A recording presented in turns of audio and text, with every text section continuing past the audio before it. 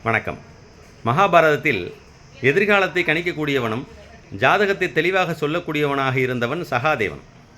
அவனை அழைத்த கிருஷ்ணர் இந்த போர் நடக்காமல் இருப்பதற்கு என்னவெல்லாம் செய்ய வேண்டும் அப்படின்னு கேட்குறார். அவன் ஜாதகத்தை எல்லாம் அலசி ஆராய்ந்து விட்டு, இந்த பாஞ்சாலி எப்போ பார்த்தாலும் முடியை விரித்து போட்டுக்கிட்டே சுற்றுறா, எல்லாரையும் கொல்லணும்னு, அவளுக்கு மொட்டை அடித்து விட்டணும். பீமன் துரியோதனோட தொடையை பிரிக்கணும், அதில் ரத்தத்தை குடிக்கணும்னு நினைக்கிறான், அவன் கை ரெண்டையும் வெட்டி விட்டணும். கர்ணனை மன்னனாக்கி அனைவரையும் பாதுகாக்க சொல்லணும்.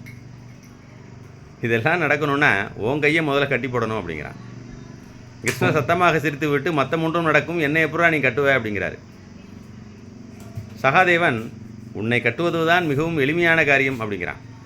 எங்கே செய் அப்படின்னு கிருஷ்ணர் தன்னுடைய விஸ்வரூபமாக காட்சி அளிக்கிறார், 1000 உருவமாக காட்சி அளிக்கிறார்.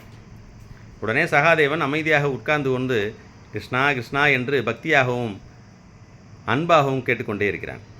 உடனே கிருஷ்ணர் அந்த 1000 உருவங்களும் ஒன்றோடு ஒன்று சேர்ந்து சுருங்கி அவன் இதயத்திலே வந்து கையை கட்டி கொண்டு நின்றாராம்.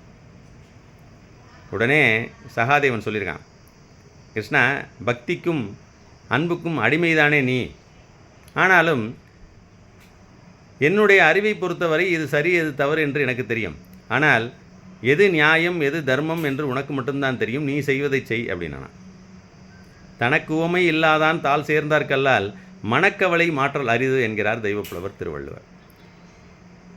ஈடு இணையல்லாத இறைவனை வணங்கி பிடித்து கொண்டாலே நமக்கு துன்பம் இல்லை என்பதுதான் அதன் பொருள். சில நேரங்களில் நாம் எதிர்பார்ப்பது கிடைக்காமல் இருக்கும்போது என்னடா கடவுள் அப்படின்னு வேண்டுகிறோம். ஆனால் உண்மையாக அதில் ஆராய்ந்து பார்க்கும்போது அதில் ஏதோ ஒரு நன்மை இருக்கும் என்பது இறைவனுக்கு மட்டும்தான் தெரியும். அதை அனுபவத்தாலும் ஞானத்தாலும் உணர முடியும்.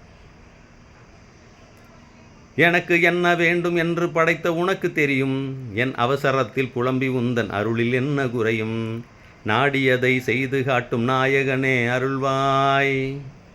வாழ்க வளமுடன்.